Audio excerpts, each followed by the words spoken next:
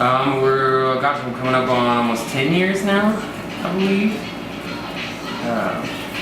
And just loving it, every minute of it. I started out in McPherson at Creative Hairlines. Before 4 years I worked there before I went to hair school, and decided it was really what I wanted to do, and so I worked as a salon coordinator there, and then ended up going to Sydney's Hairdressing College in Hutchinson to get my license, finally officially be a hairdresser. And some things happened where I ended up teaching full-time there after I got my license, and then left the school after a couple of years and started Cheveux and Company, and then have been here for the last, in June it was 2 years, so just trucking along. Everybody has a different way that they apply any sort of color, but I really enjoy if I'm going from dark to light, which is something that I think really helps the vivids look almost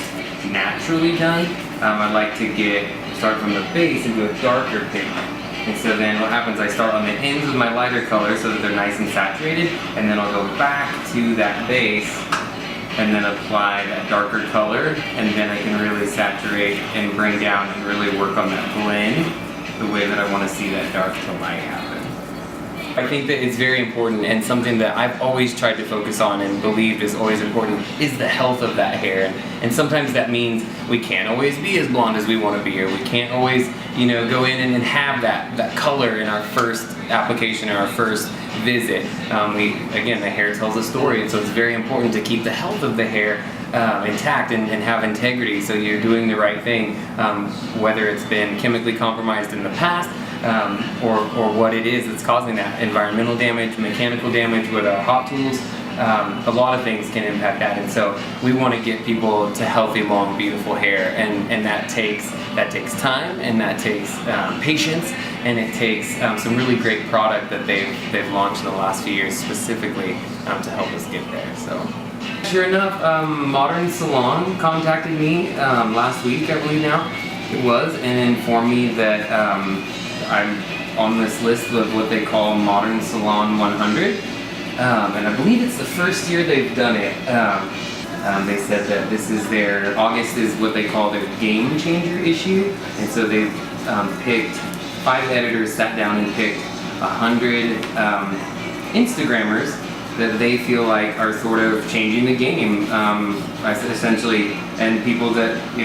need to watch, I suppose. It's sort of weird to say that about myself, because there's so many people on that list that are people that I've followed, for years now, and just worship because they're just doing incredible things. And so it's a lot of fun to think, oh my gosh, there's someone out there seeing what you're doing. Allison, one of the editors at Modern Salon, she is the one who contacted me, and she did say that she's just been impressed, and it almost makes me cry because like I said, I follow Modern Salon myself because they're an industry educational magazine, I guess I would say, for cosmetologists and makeup artists and nail techs, throughout this industry, and they're there to help elevate people, and tell people what's happening and what's new and what's going on, and so it's very beneficial, very helpful in this career to get a Modern Salon magazine, but even more incredible and crazy to, like I said, be considered and involved or included in that list. So it's been mind-boggling.